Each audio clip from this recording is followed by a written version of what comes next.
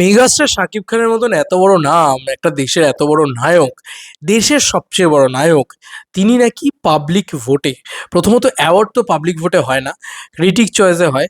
এবং যদিও বা আমি দেখেছি অনেক জায়গায় এটা public vote public vote public vote বলে ডিমান্ড করা হয়।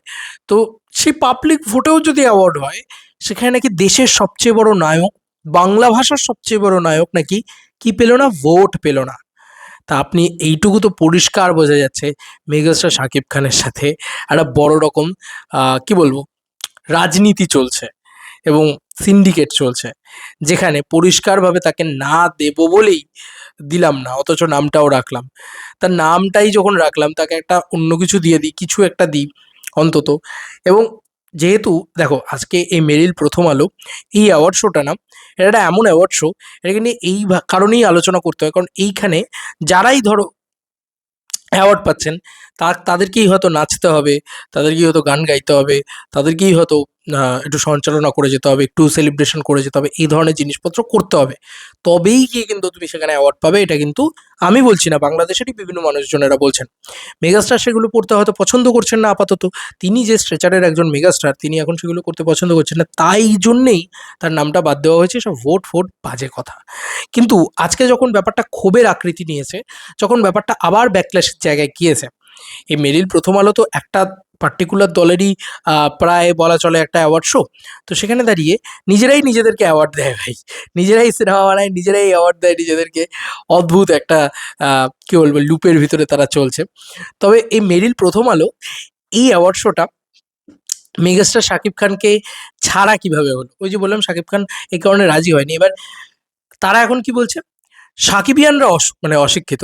আমি দেখলাম পৌশালীদের ভিডিও দেখলাম, সেখান থেকে আইডিয়াটা দেখলাম যে বিষয়টা কি হচ্ছে না হচ্ছে। তো সেখানে তারা বলছে কি, যে সাকিবিয়ানরা নাকি অসুস্থ, বা অসুস্থ না কি, সাকিবিয়ানরা নাকি অশিক্ষিত, যে কারণে তারা ভোট দিতে পারেনি। দেশের সবচেয়ে বড় নায়ক নাকি ভোট মার্জিনে বাকিদের থেকে পিছিয়ে রয়েছে। এটা আমাকে মানতে হবে, এটা আমাকে মানতে হবে।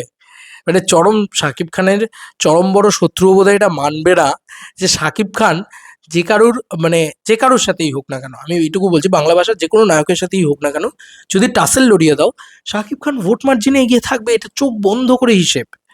এটা নিয়ে কোনো সন্দেহই নেই। স্পেশালি বাংলাদেশে, বাংলাদেশের আইকন, বাংলাদেশের কি বলবো, দেশের সবচেয়ে বড় নায়ক, সেই মানুষটা, মানে এত বছর ধরে, এই যে আমি ব্যক্তিগতভাবে আমি নিজেই জানি না যে এরকম ধরনের ভোট দেওয়া হচ্ছে কি হচ্ছে না।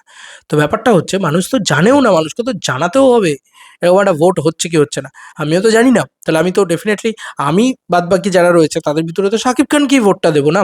খুব স্বাভাবিক বিষয়। আমি ওই ব্যক্তিগত ওই মানুষটাকে চিনি, দেখেছি বা বড় হয়েছি ওরমভাবে। মানে যদি হিসাব করে দেখো, আমি মোটামুটি এই স্কুল লাইফের হাই হাই স্কুল লাইফে, তখন তো আমি শাকিব খানকে দেখছি অলরেডি।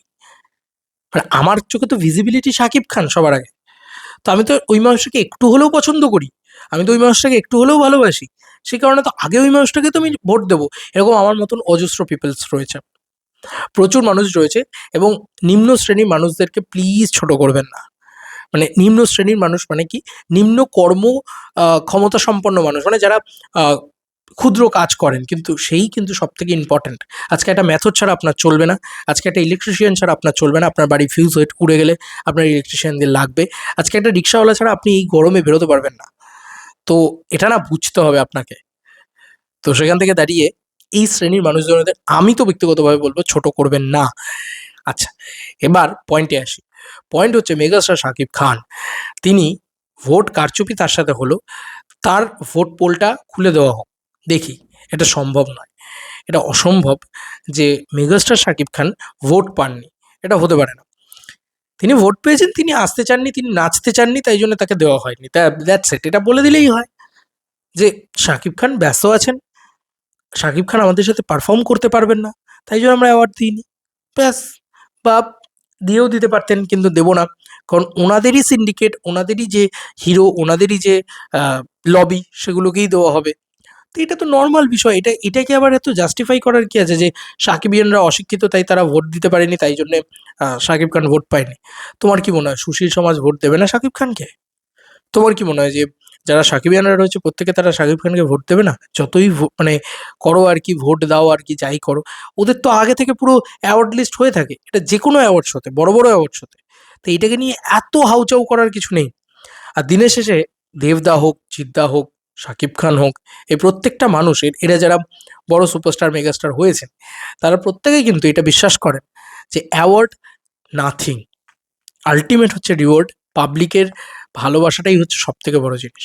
অ্যাওয়ার্ড নিয়ে কি হবে তুমি বলো না? মানে আজকে আমি ধরতেই পারি যে আজকে কিরাওয়ানি তিনি নাটু নাটুর জন্য অস্কার পেলেন, কি হাত পা গজালো, একটা সম্মান পেলেন, ব্যাস।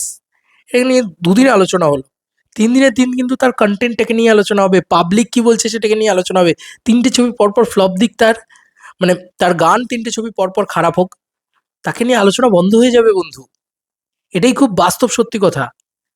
অ্যাওয়ার্ড বেশি দিন ওই বলবে লোকে যে ওয়ান্স আপন এ টাইম তিনি খুব ভালো মিউজিক বানাতেন, তাই জন্য তিনি অস্কার পেয়েছিলেন। তারপর আজকে তিনি কিন্তু আর সেই আর, এইবার তুমি বলো যে কন্টেন্ট যদি ভালো হয়, আমার যদি কাজ ভালো হয়, আমি যদি সুদক্ষ মানুষ হই, অ্যাওয়ার্ড কি যায় আসে?